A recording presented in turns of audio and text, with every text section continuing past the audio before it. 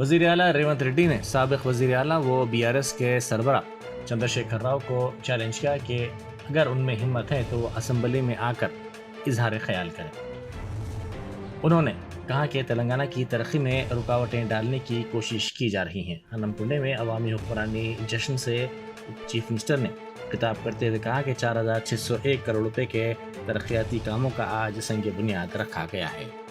రా అసెంబ్లీకి మళ్ళొక్కసారి చెప్తున్నా, రాబోయే సామి అసెంబ్లీకి రా, చూస్తుందా ఎవడో ఇస్తే రాలే కుర్చీలకు, తొక్కుకుంటూ వచ్చిన కుర్చీలో నిన్ను తొక్కుకుంటూ వచ్చిన గుర్తు పెట్టుకో, రా అసెంబ్లీకి మాట్లాడదాం, తేలుద్దాం, సిద్ధంగా ఉన్నా తారీఖు పెట్టు, సమయం పెట్టు, వచ్చి చెప్తా బిడ్డ నీ సంగతి। इत्तेफाकी तौर पर कुएं में गिरी ज़ईफ़ खातून की पुलिस ने जान बचाई। ये वाक़या नंदियाल के मुश्तापल्ली में पेश आया। ये खातून इत्तेफाकी तौर पर गांव के कुएं में गिर पड़ी। इसको कुएं से निकालने के लिए चीखो पुकार शुरू कर दी। इसी दौरान वहां से गुजरने वाले मुलाजिमीन पुलिस ने मुकामी अफराद की मदद से खातून को महफूज तौर पर निकालने में कामयाबी हासिल की। बेंगलुरु में इलेक्ट्रिक गाड़ियों के एक शोरूम में बड़े पैमाने पर आग लग गई। इस वाक़े के नतीजे में एक खातून की मौत हो गई। शॉर्ट सर्किट आग लगने की वजह समझी जा रही है। इस बात की इत्तला मिलते ही फायर ब्रिगेड की 4 गाड़ियों ने वहां पहुंचकर आग पर काफी जद्दोजहद के बाद काबू पाया। अफजलगंज में वाक़े डेंटल हॉस्पिटल में मरीजों को खाना पहुंचाने के लिए हॉस्पिटल का अमला स्ट्रेचर का इस्तेमाल कर रहा है। इस वाक़े का वीडियो सोशल मीडिया पर वायरल हो गया। औरंगाबाद के मजलिसी उम्मीदवार इम्तियाज जलील ने अपने हक़ रायदही से इस्तिफादा किया। शहर के इलाके गच्चीबोली में खमा मंजिला इमारत एक तरफ झुक गई, जिसके साथ ही इलाके में खौफ की लहर दौड़ गई और भगदड़ मच गई। सिद्दीक नगर में 5 मंजिला इमारत कल रात एक तरफ झुक गई, जिसके साथ ही इमारत में मुकीम अफराद में खौफ देखा गया। इनके अलावा पड़ोस में रहने वाले अफराद भी खौफ के आलम में मकानात से बाहर निकल पड़े। मुकामी अफराद ने इल्ज़ाम लगाया कि इस इमारत के करीब एक और इमारत तामीर की जा रही है। इसके लिए सेलार की खुदाई का काम जारी है, इसी वजह से इमारत झुक गई। RSS के सरबराह मोहन भागवत ने कहा कि जमहूरियत में वोट देना एक शहरी का फ़र्ज़ है। हर शहरी को यह फ़र्ज़ अदा करना चाहिए। उन्होंने अपने वोट का इस्तेमाल करने के बाद कहा कि वो उत्तरांचल में थे, लेकिन कल रात अपना वोट डालने के लिए वो नागपुर पहुंच गए। सर, आपने आज मतदान किया, 100% मतदान की अपील आप हमेशा करते हैं, क्या कहेंगे? प्रजातंत्र में मतदान नागरिकों का कर्तव्य है और नागरिक कर्तव्यों को प्रत्येक नागरिक ने करना चाहिए। इसलिए जहां जब मेरा मतदान है, मैं वहां जाके पहले वो काम कर लेता हूं दिन में, बाकी सब काम बाद में करता हूं। अभी मैं बहुत दूर था, उत्तरांचल में था, एक दिन मेरे कार्यक्रम का कम करके केवल इसके लिए मैं कल रात को आया हूं और आज चला जाऊं। तो मतदान ये कर्तव्य है, मतदाताओं ने मत देना चाहिए। ये मैं बोलता हूं तो मुझे करना है। पिछले कुछ सालों में राजनीति का जो स्तर है वो धीरे कम कर रहे हैं। ये आज के दिन नहीं पूछना, बाद में।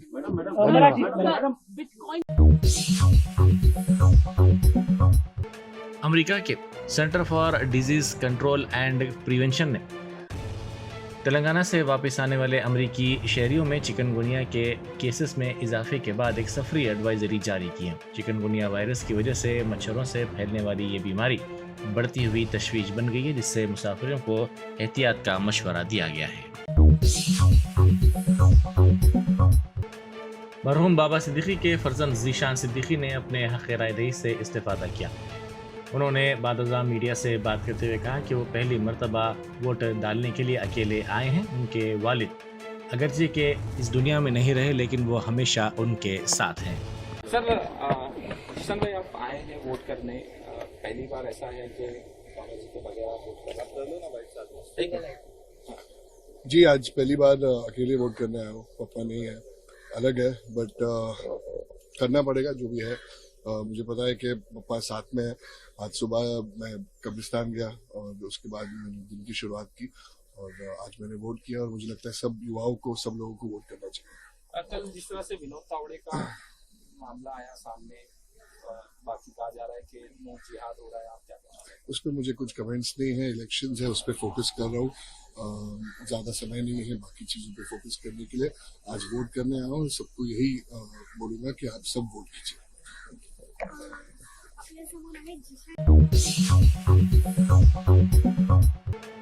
वेमुलवाड़ा की मंदिर को पूजा के लिए आने वालों ने बसों की कमी की शिकायत करते हुए एहतजाज किया।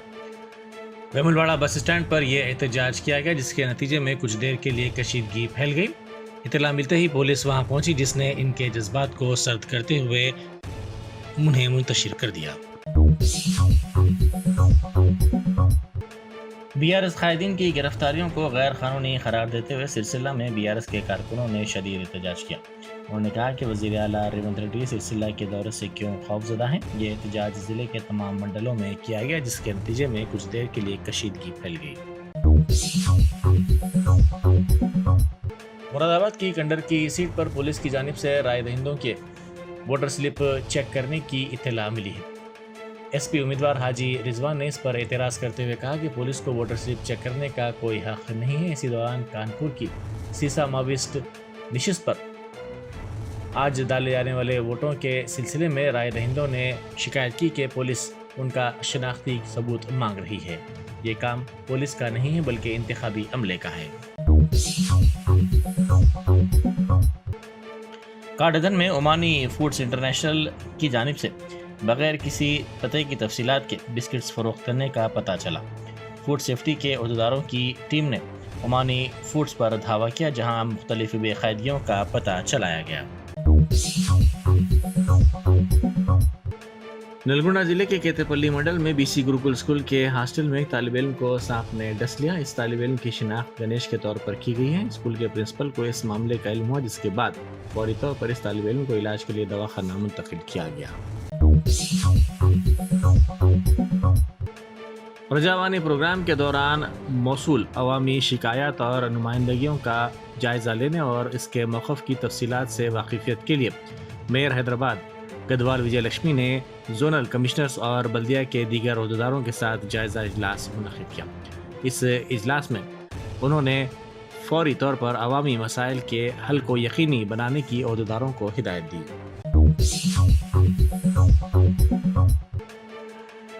उत्तर प्रदेश के मुजफ्फरनगर में रायदही के दौरान हंगामा आरई हुई और पुलिस पर संगबारी की गई। मुस्लिम राय दहिंदों ने इल्जाम लगाया कि पुलिस ने उन्हें वोट डालने से रोक दिया। दूसरी तरफ पुलिस का कहना है कि गुंडागर्दी की इत्तला पर वो वहां पहुंची।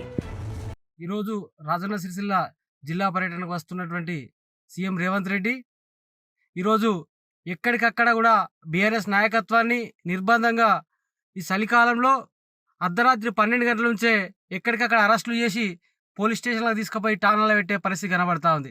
ఇవాళ మీ పాలన వచ్చినాక ఏడాదికే ఈరోజు ప్రజలలో ఉన్నటువంటి వ్యతిరేకతకు మీరు భయపడి ఈరోజు బీఆర్ఎస్ నాయకత్వాన్ని కానీ మీ మీద ఎవరైతే తిరుగుబాటు చేస్తూ ఉన్నారో తిరుగుబాటు చేసేటువంటి నాయకత్వాన్ని కానీ అందరూ కూడా స్టేషన్లో పెట్టి ఇలా మీరు వస్తూ ఉన్నారు. మేము ఈరోజు ఒకటే అడుగుతూ ఉన్నాం, మీరు అన్ని దేవుళ్ళ దగ్గరికి పోయి అన్ని దేవుళ్ళ దగ్గర ఓట్లేసారు.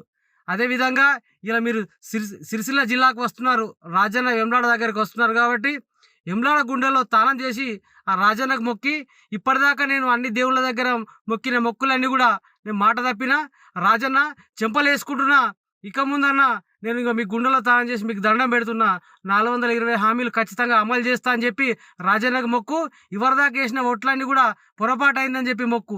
నీ 420 హామీలు నెరవేర్చే వరకు నీ భరతం బీఆర్ఎస్ పార్టీ నాయకత్వం కూడా మొత్తం మీ యొక్క కాంగ్రెస్ నాయకత్వం వెంబడ ఈ యొక్క రేవంత్ రెడ్డి గారి వెంబడ పడతామని చెప్పి ఈ సందర్భంగా హెచ్చరిస్తా ఉన్నాం. अपना वोट डालने के बाद महाराष्ट्र के वज़ीर आला एकनाथ शिंदे ने कहा कि आज जमहूरियत का त्यौहार है और सबको इसमें हिस्सा लेते हुए अपना वोट डालना चाहिए और इससे महाराष्ट्र वो जमहूरियत मुस्तहकम होगी। उन्होंने कहा कि 2019 में क्या हुआ ये तमाम जानते हैं। उन्होंने कहा कि उनकी हुकूमत ने कई स्कीमात आवाम के मफाद में शुरू की हैं। ये लोकशाही का एक पवित्र दिन है, ये उत्सव है। ये लोकशाही को समृद्ध और मजबूत करने वाला उत्सव है। इसमें सभी ने मिलकर इस उत्सव में सहभागी होना चाहिए, सभी ने वोट करना चाहिए, क्योंकि ये महाराष्ट्र को शक्तिशाली बनाएगा, देश की अर्थव्यवस्था को मजबूत बनाएगा। इसलिए आज का दिन बहुत ही महत्वपूर्ण है। ये मतदान सभी लोग करें और हमारी लोकशाही समृद्ध करें, प्रगल्भ करें, मजबूत करें। और पिछले 5 साल का कारोबार लोगों ने देखा है। 2019 में क्या हुआ था, लोग आज भूले नहीं है। लोगों का मैंडेट क्या था, और लोगों का मैंडेट था महायुति, जनता का मैंडेट था महायुति, लेकिन सरकार महायुति की नहीं बनी। इसलिए वो लोगों के ध्यान में है पूरी तरह। और 2.5 साल का कार्यकाल भी देखा है उन्होंने, और हमारे 2.5 साल का भी देखा है। और इसलिए हमारे 2.5 साल में एक तरफ विकास, जो विकास को रोका था, हमने उसको शुरू किया। जो कल्याणकारी योजना है, जैसे लाडली बहन, लाडला भाई, लाडला किसान, कई योजनाएं, मैं अभी सब में खुलकर बताना नहीं चाहता, लेकिन विकास और कल्याणकारी योजनाएं जो शुरू की है, इसका प्रतिबिंब जो है इस चुनाव में दिखेगा। महिलाओं को बड़े पैमाने पे लाडली बहनों का और लाडले भाइयों का मतदान होगा। और मैं सभी से गुजारिश करता हूँ, लोकशाही में वोटिंग होना चाहिए, ये हमारा अधिकार है, हमारी जिम्मेदारी है, वो हमने बखूबी निभानी चाहिए। और इसलिए सभी वोट करें। और मुझे विश्वास है 2.5 साल में जो महायुति ने काम किया है, जो कल्याणकारी योजनाएं, जो विकास, उसके बलबूते पे आने वाली सरकार जो है मजबूत पंपिंग मेजोरिटी ये महायुति की होगी।